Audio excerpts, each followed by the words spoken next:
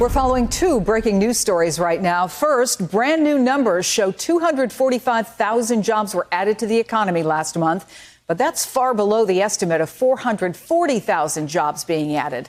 The unemployment rate edged down to 6.7%.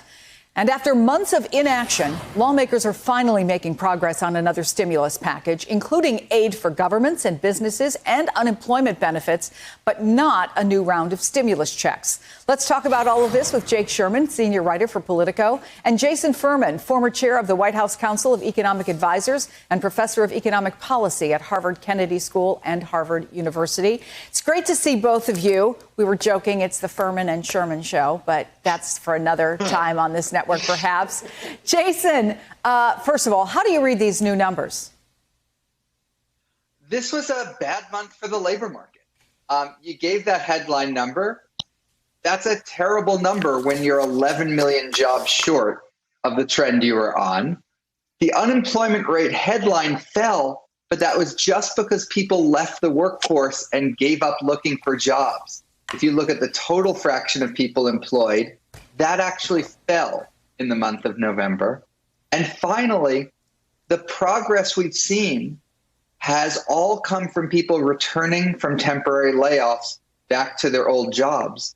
The number of people who are permanently unemployed, who are going to need to find a new job at a new employer, went up again in the month of November. That's going to be a harder problem to fix going forward. So this was a concerning month. I think December is likely to be worse. This is going to get worse in the economy before it gets better next year with the vaccine, and it will start to get better with the vaccine. But that brings us to Washington, D.C. and what they're going to do about it. And, Jake, we have to talk about the intensifying negotiations over the COVID relief package. So Mitch McConnell and Nancy Pelosi are finally talking again. As COVID numbers and the pressure grow, seemingly so does support for that $908 billion bipartisan Senate proposal. I want to play what Leader McConnell said yesterday. Compromise is within reach. We know where we agree. We can do this. Let me say it again. We can do this. And we need to do this. So let's be about actually making a law. Okay, so the White House says that Trump supports the smaller Republican bill, but we've seen some conservative senators express support for this compromise bill. Grassley, Ernst, Graham, Cornyn, Kramer. Are we at a point, Jake, where there are enough Republican senators who will do what needs to get done, even if the president isn't necessarily on board?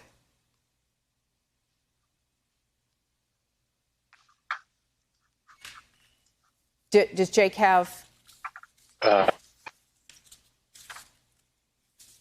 I think I have you here, Chris. I just lost you for a second. Sorry about that. That's okay. Did you hear the question?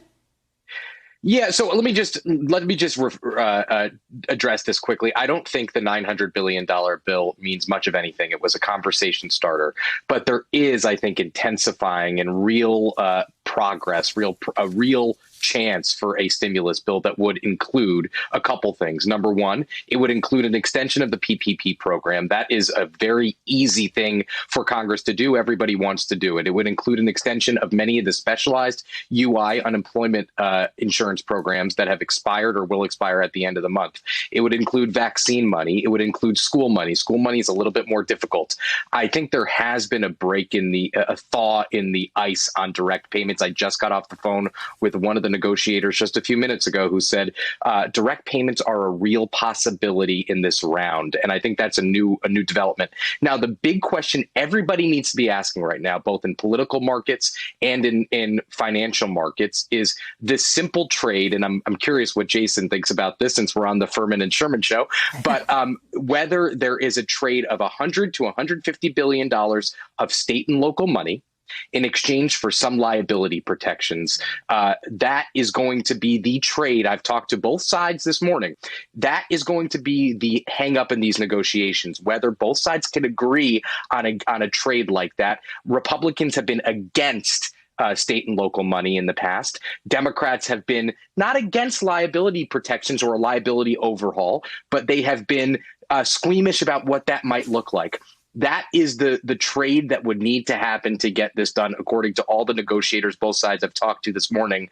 I don't know whether that could happen. Time is very short here, Chris, and we keep saying that. We said that in June, we said that in August and October, but there are, a week from today, government funding runs out. Then it's the end of the congressional session. So something needs to get done in the next couple of days, and then Biden and whatever the Senate is in January, and a Democratic House, a narrower Democratic House, can take another bite at this apple.